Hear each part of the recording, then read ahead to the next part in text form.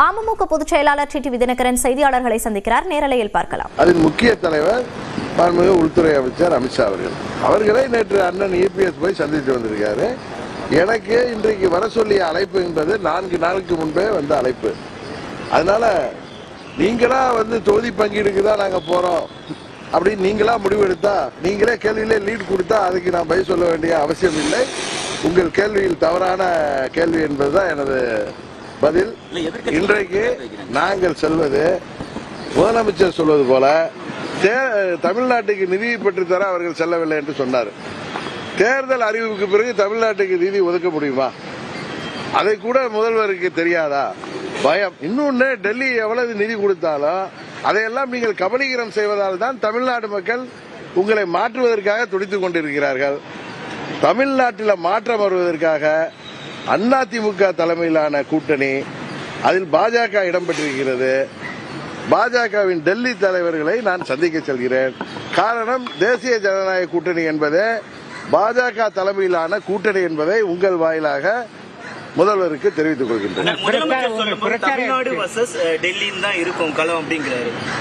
அதிமுக கூட்டணி என்கிற தேசிய ஜனநாயக கூட்டணி வர்சஸ் திமுக கூட்டணி என்றுதான் இருக்கும்.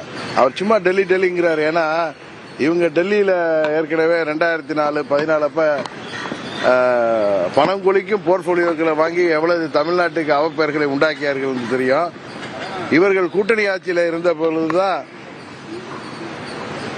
திரு கருணாநிதி அவர்கள் தலைமையில் இருந்தப்பதான் நீட் தேர்வே அறிவிக்கப்பட்டது. காங்கிரஸ் கூட்டணியில் நமது தொப்புள் கொடி உறவுகளான இலங்கை தமிழர்கள் லட்சமாக கொல்லப்பட்ட போது அதற்கு காங்கிரஸ் ஆட்சி உதவி செய்த போது அமைதி காத்தவர்கள் இவர்கள். அதனால திரு ஸ்டாலின் அவர்களுக்கு பயத்தில் ஏதோ பேசுகிறார். ஏன்னா டெல்லிக்கு நாங்க போனாலே பயப்படுறார். அதான் உண்மை.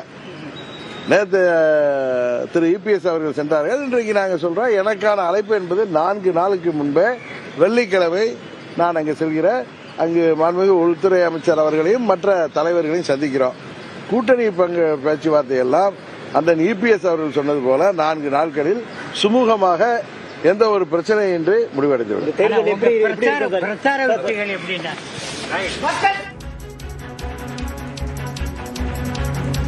அமித்ஷாவை சந்திப்பதற்காக டெல்லி செல்கிறார் டிடிவி தினகரன். அதற்கு முன்பு விமான நிலையத்தில் செய்தியாளர்களை சந்தித்த காட்சிகளை பார்த்தோம். முக்கிய தலைவர் என்பதால் அமித்ஷாவை சந்திக்கிறோம் என்றும் விளக்கம் அளித்திருக்கிறார்.